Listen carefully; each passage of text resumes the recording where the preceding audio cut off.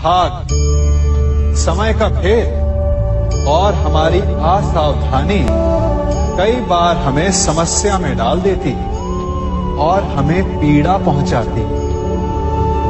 फिर हम कभी अपने मित्रों से, कभी अपने आप से, कभी ईश्वर से केवल एक ही प्रश्न पूछते हैं कि क्यों, मेरे साथ ही ऐसा क्यों हुआ? इस प्रश्न का उत्तर किसी के पास नहीं। ये प्रश्न एक चक्रव्यूह की तरह है और इससे निकलने का मार्ग भी एक प्रश्न से ही आता है। यदि ऐसी अनुभूति हो तो स्वयं से प्रश्न पूछिए कि अब मैं ऐसा क्या करूं कि उस पीड़ा का अंत हो जाए। यदि मार्ग में बाधा आए तो ये प्रश्न ना करें कि बाधा मेरे समक्ष ही क्यों आई, बल्कि ये देखें कि उस बाधा से कई लोग आगे भी बढ़े हैं। आगे बढ़ने के लिए पांव से धरती को धकेलना पड़ता है। जो बीत गया उसकी पीड़ा का मरहम बीते हुए कल में नहीं, आने वाले भविष्य में मिलेगा। वर्तमान को अतीत के अन्याय का शोक मनाने में व्यर्थ ना करें। वर्तमान का उपयोग ये सोचने में करें कि ऐसा क्या किया जाए कि भविष्य में किसी दूसरे को वो पीड़ा ना सहनी पड़े। कभी किसी पक्षी को घोंसले की नींव बनाते देखा है? अथक परिश्रम करके तिनका तिनका बिटोर कर वो पक्षी अपना घोंसला बनाता है, अपनी संतान के लिए एक सुरक्षित घर बनाता है। और फिर कहीं से तीव्र आंधी आती है, भारी वर्षा होती है और उसका घोंसला तिनका तिनका करके बिखर जाता है। फिर वो पक्षी क्या करता है? वो रोता नहीं, ना ही विलाप करता है। वो बिना विलंब करे फिर से अपना घोंसला बनाना प्रारंभ कर देता है और सफलता पाता है। फिर हम क्यों छोटी छोटी असफलता से भयभीत होकर परिश्रम करना छोड़ देते हैं? एक बात सदा स्मरण रखिएगा, हर वृक्ष कुल्हाड़ी की एक मार से नीचे नहीं गिरता, हर चट्टान घन के एक प्रहार से नहीं टूटती। सफलता पाने के लिए अनावरत परिश्रम करना ही मात्र एक मार्ग है। स्वीकारण, सत्य का स्वीकारण मनुष्य के लिए बहुत ही महत्वपूर्ण है।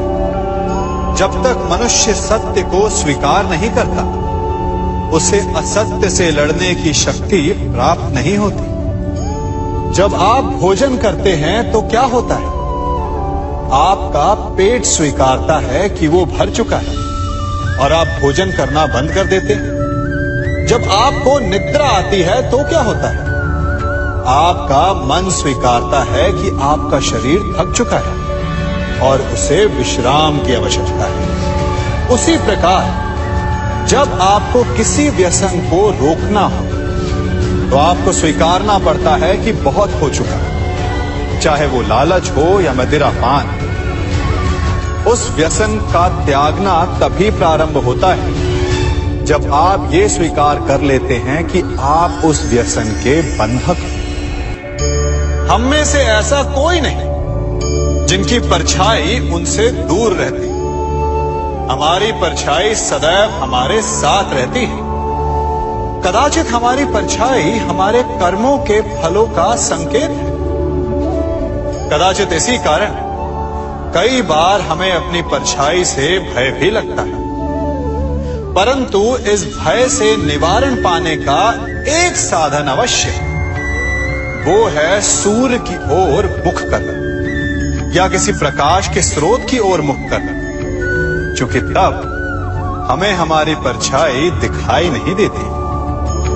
यदि इसे जीवन के संदर्भ में देखें तो ये प्रकाश का स्रोत शुभ कर्मों की चेतना है। यदि आपके मन में शुभ कर्म करने की इच्छा है तो आपको कभी भी अपने कर्मों के फल का भय नहीं होगा, क्योंकि यदि आपका मन शुद्ध होगा तो आप एक कर्म शुद्ध होंगे और शुद्ध कर्मों का फल कभी अशुद्ध नहीं हो सकता। आज मैं आप सबको एक कथा सुनाता हूं। एक दिन प्रातः एक व्यापारी अपने घर से निकला। घर से निकलते ही एक बिल्ली ने उस व्यापारी का मार्ग काट दी थी। व्यापारी घबरा गया। वो फिर से घर लौट गया और शुभ घड़ी की प्रतीक्षा करने लगा। और जब वो पुनः अपने घर से निकला तब वो वाहन जा चुका था जिससे राजा तक पहुंचकर उसे भेंट देनी थी। राजा को भेंट नहीं मिली। राजा क्रोधित हो गए। राजा ने उस व्यापारी का व्यापार बंद करवा दिया। इस कारण व्यापारी क्रोधित होकर घर पर अपनी पत्नी से लड़ बैठा। पत्नी अपने बच्चों समेत मैके वापस चली गई और उस व्यापारी के जीवन में यदि कुछ रह गया था तो केवल अंधकार। और इन सब का कारण वो उस बिल्ली को मानता रहा जिसने उसका मार्ग काटा था। ऐसा ही एक दूसरा व्यापारी राजा को भेंट देने निकला और उस व्यापारी का मार्ग भी एक बिल्ली ने काट दिया। वो व्यापारी तनिक घबराया, परंतु उसने आगे बढ़ना अधिक उचित समझा। राजा तक वो समय पर पहुंचा। उसने राजा को भेंट दी। राजा प्रसन्न हुए और राजा ने व्यापारी को अपना व्यापार बढ़ाने की अनुमति दी, स्वर्ण आभूषण दी। जब व्यापारी घर पर पहुंचा तो पत्नी को आभूषण और अपने बच्चों को देने के लिए वस्त्र थे उसके पास। हर ओर प्रसन्नता थी। समझ रहे हैं ना? दोनों के साथ एक ही प्रकार की घटना हुई, परंतु दोनों की प्रतिक्रिया भिन्न थी। ऐसा ही हमारा जीवन भी है। हमारे जीवन में प्रारब्ध का अपना स्थान है, परंतु उससे कई अधिक महत्वपूर्ण हमारी प्रतिक्रिया, हमारे सोच का प्रभाव है। क्योंकि यही हमारे जीवन को आकार देते हैं। इसलिए अपनी सोच को सकारात्मक रखिए। आपका जीवन सदैव आनंदमय रहेगा। आप इन दो पात्रों को देख रहे हैं। मेरे इस पात्र में जल है और ये पात्र मिष्ठान से भरा हुआ है। दोनों ही पात्र भरे हैं, परंतु देखिए, मिश्री को जल में मिला दिया।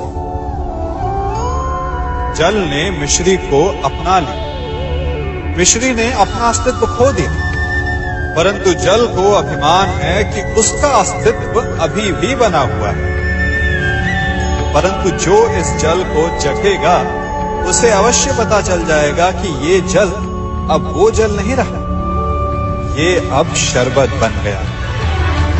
हमारा त्याग, हमारे बलिदान भी ऐसे ही होते हैं। जो इस बात को अनुभव करते हैं वो समझ सकते हैं कि कैसे हमने समय की धारा को बदल दिया। जो बलिदान देते हैं उनका अस्तित्व कभी नष्ट नहीं होता, अपितु उनका बलिदान संसार में कुछ ना कुछ परिवर्तन अवश्य लाता है। हम सभी कभी ना कभी, कहीं ना कहीं अपने जीवन में यात्रा अवश्य करते हैं। हमारी यात्रा में कभी पक्के रास्ते आते हैं तो कभी कच्चे रास्ते। पक्के रास्ते मनुष्य बनाता है और कच्चे रास्ते जानते हैं कैसे बनते हैं? चलते चलते बन जाते हैं। जब लोग एक स्थान से जाते हैं तो पैरों के दबाव से नीचे की घास कुचल जाती है। बार बार उस मार्ग से जाने से धीरे धीरे मार्ग स्वतः ही बन जाता है। और यही जीवन है, यही नियति है। जब आपके जीवन में आपको मार्ग ना मिले तो रुकिए नहीं, आगे बढ़ते रहिए और आपके पैरों के दबाव से मार्ग स्वतः ही बन जाएगा। हम सभी अपने जीवन में सफलता चाहते हैं, है ना?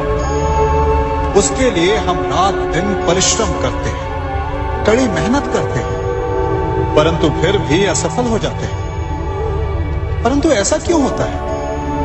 कभी सोचा आप सबने? क्योंकि सफलता पाने का मंत्र बड़ा कठिन नहीं, बड़ा सरल है। उचित विचार, उचित समय, उचित स्थान पर उचित प्रहार। जब आपके विचार, समय, स्थान और प्रहार यानी परिश्रम उचित है, तो सफलता आप ही को मिलेगी। जिस प्रकार एक लोहार लोहे से कुछ बनाते समय उस लोहे के सही ताप तक के आने की प्रतीक्षा करता है और समय आने पर उचित स्थान पर पर्याप्त बल से प्रहार करता है और लोहा आकार ले लेता है, ठीक उसी प्रकार आपकी सफलता भी आकार लेती है।